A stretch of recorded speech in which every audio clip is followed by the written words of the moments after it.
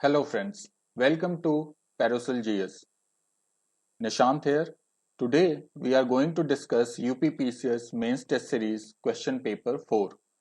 Question number 1 says, discuss the role and mandate of Central Vigilance Commission in addressing corruption. Critically examine its effectiveness. तो हमें इस question में दो directive word देखने को मिल रहे हैं, डिस्कस और क्रिटिकली एग्जामिन। तो सबसे पहले देखते हैं कि डायरेक्टिव वर्ड्स क्या होते हैं। Directive words ask you to follow a certain and clear path throughout your answer. तो हमें इधर उधर की बातें नहीं करनी होती हैं। तो डिस्कस का मतलब हुआ we have to write all the aspects of the answer without criticising it. That means we have to simply present the facts and figures. जो भी बातें हैं एज इट इज उनको लिख देना है और फिर कंक्लूड करना है। नेक्स्ट डायरेक्टिव वर्ड है क्रिटिकली एग्जामिन। क्रिटिकली एग्जामिन में क्या होता है? क्रिटिकली एग्जामिन में we have to look into the details of the topic, establishing through key facts and figures, and then we have to explain why these facts and figures issues are important in their applications. और critically examine में हमें एक fair judgement लिखना होगा, एक stand लेना होगा। But ये जो स्टैंड है वे आपके फैक्ट्स पे बेस्ड होने चाहिए, कोई रैंडम बात नहीं होनी चाहिए। सो लेट्स सी कि इस क्वेश्चन में हमें क्या करना है। तो सबसे पहले हमें डिस्कस करना है जो मैंडेट है और रूल है सेंट्रल विजिलेंस कमीशन का। तो हम इस क्वेश्चन को आंसर करते समय शुरुआत करेंगे इस क्वेश्चन की कि कैसे सीवीसी इस्टेब्लिश हुआ, क्या इसका रोल है और कैसे करप्शन को एड्रेस करता है। और फिर हम उस बात को डिस्कस करते हुए ये क्रिटिकली एग्जामिन करेंगे कि इसकी इफेक्टिवनेस कितनी है और इसको और इम्प्रूव कैसे किया जाएगा। Then we will conclude. Let's move on to second question. Second question says, discuss the role of self-help groups as a necessity in rural development of the country. अब इस क्वेश्चन को भी हमें डिस्कस करना है। चूंकि 8 मार्कर है तो बहुत ज्यादा स्कोप नहीं है कि हम बहुत लंबा आंसर लिखें। तो हमें पॉइंट वाइज लिखते हुए कि सेल्फ हेल्प ग्रुप्स क्या हैं, कैसे हैं, ये कैसे फंक्शन करते हैं, ये कितने इफेक्टिव हैं, इनका क्या रोल है रूरल डेवलपमेंट में, और फिर इस बात को डिस्कस करते हुए हम कंक्लूड करेंगे। हम कुछ एग्जाम्पल्स लिखेंगे, जैसे केरला का कुडुम्बश्री हो गया, अमूल हो गया। ऐसे एग्जाम्पल्स को मेंशन करते हुए हम आगे बढ़ेंगे। Let's move on to third question. Third question says there is a view that official secrets act is an obstacle in implementation of right to information act. Do you agree with the view? Discuss. अभी इस question में हमें इस बात को address करना है कि ऑफिशियल सीक्रेट्स एक्ट जो है वो आरटीआई के इम्प्लीमेंटेशन में कैसे बाधा उत्पन्न करता है। क्योंकि official secrets act British colonial period का बनाया हुआ एक एक्ट है। It was enacted as British official secrets act of 1911, then it was amended in 1923। तो इसके बहुत सारे सेक्शंस हैं जो कि ट्रांसपेरेंसी में को इंश्योर करने में बाधा उत्पन्न करते हैं। उन सारी बातों को हमें इस क्वेश्चन के आंसर में मेंशन करना होगा with examples. Let's move on to fourth question. Fourth question says e governance is not just about the routine application of digital technology in service delivery process, it is as much about multifarious interactions for ensuring transparency and accountability. In this context, evaluate the role of interactive service model of e-governance. अब interactive service model क्या होता है, आइए पहले देख लेते हैं कि डायरेक्टिव वर्ड क्या है। इसमें डायरेक्टिव वर्ड हमें इवेल्युएट देखने को मिल रहा है।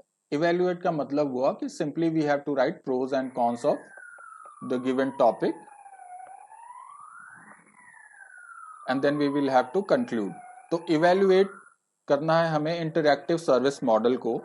तो इंटरैक्टिव सर्विस मॉडल एक ऐसा मॉडल है ई गवर्नेंस का जिसमें कि सिटीजन्स पार्टिसिपेशन होती है हर एक स्टेप में, चाहे वो डिसीजन मेकिंग प्रोसेस हो, चाहे सर्विस के एक्सेस की बात हो। तो हमें इसी बात को लिखते हुए इस के आंसर को इवेल्युएट करना है एग्जांपल्स देते हुए, जैसे गवर्नमेंट ई मार्केट प्लेस हुआ, सीपी ग्राम्स हुआ। तो इन सारी बातों को हमें इसके आंसर में मेंशन करना होगा। Let's move on to fifth question.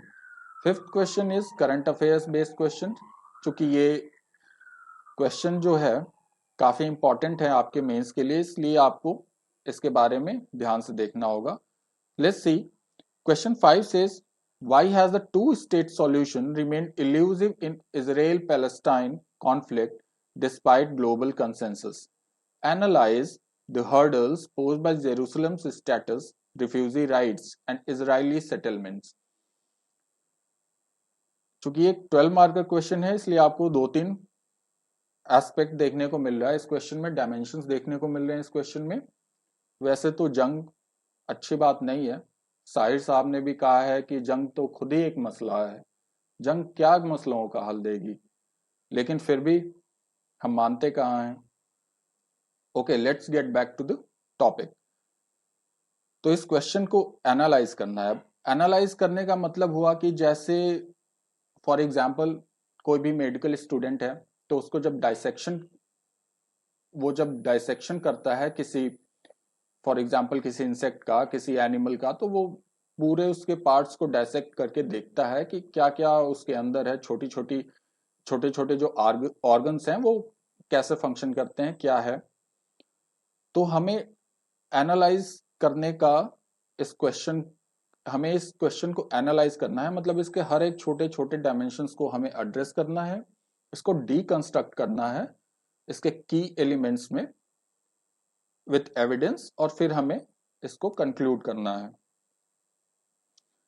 तो हम शुरू करेंगे कि इसका हिस्टोरिकल इवोल्यूशन इस कॉन्फ्लिक्ट का कैसे हुआ, 1980 में क्या डिक्लेरेशन थी जेरूसलम की, फिर से कैंप डेविड अकॉर्ड क्या था, ओस्लो अकॉर्ड क्या था। इन सारी बातों को लिखते हुए हम ये लिखेंगे, इस बात को एनालाइज करेंगे कि जेरूसलम का जो स्टेटस है, जो रिफ्यूजी राइट्स हैं, जो सेटलमेंट्स के इश्यूज हैं, उनकी वजह से जो टू स्टेट सॉल्यूशन है वो अभी तक